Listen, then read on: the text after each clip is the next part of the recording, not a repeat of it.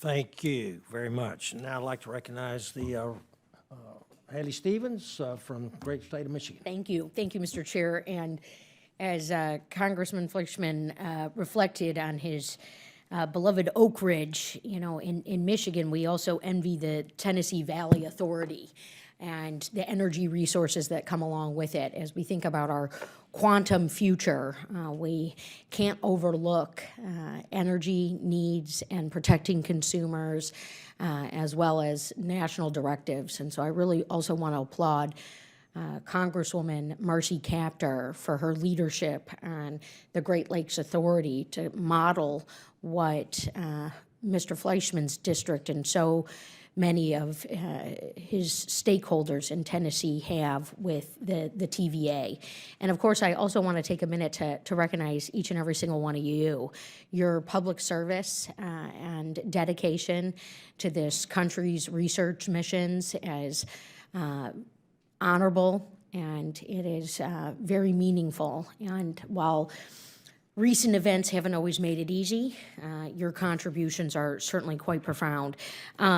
Dr. Kushmerick, you noted in your testimony about supply chain gaps being a major barrier to scaling domestic quantum, and NIST certainly has a long track record of strengthening manufacturing capabilities and supply chain readiness. We're so deeply proud of the manufacturing extension partnership networks, including how they mobilize small and mid-sized manufacturers, and they did so very expertly during the COVID-19 pandemic.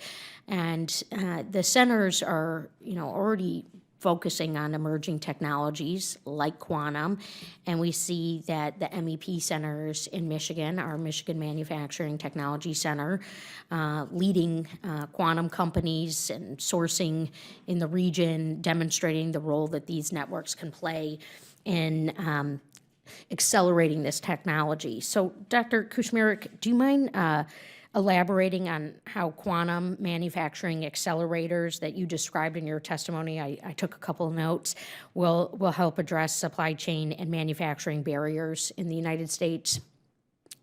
Yes, thank you for the question. That's really one of the main focus that we see for the accelerators.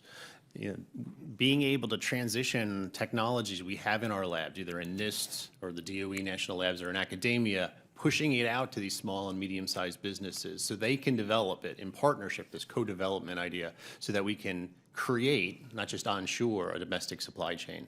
And I agree, there's you know, the long history of MEP, and we are well positioned to help manufacturers. Yeah, and it's also of note that sitting in our audience is a former Undersecretary of Commerce and head of NIST, Dr. Phil Singerman, who remains a very active participant in our innovation ecosystem, and we're grateful for his presence here today.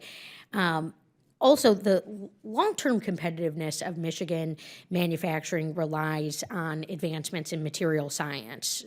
So, for example, the ability to design better materials that have made our cars lighter and safer and more sustainable, the benefit of material advancements that span manufacturing, the agriculture industry, healthcare, energy, and aerospace.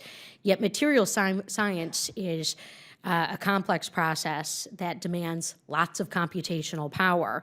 And it's an area where quantum can provide a lot of benefits. And this is why I introduced the Quantum in Practice Act alongside Randy Feenstra, congressman from Iowa, to ensure quantum modeling and SIM are included in our federal quantum programs.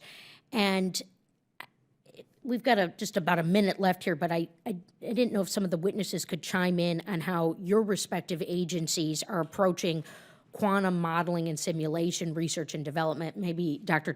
Clampman, you could start. We very much appreciated your testimony and perspectives. Thank you. I think from NASA's perspective, our primary approach to quantum computing right now is really how it will be applied to modeling in the future. And we are doing a lot of work on understanding what kind of algorithms we would need to apply quantum computing to areas such as air science and other remote sensing applications. Yeah, great. Well, thank you for that. And Mr. Chair, a long conversation, but a lot of great work on quantum. So with that, I yield back.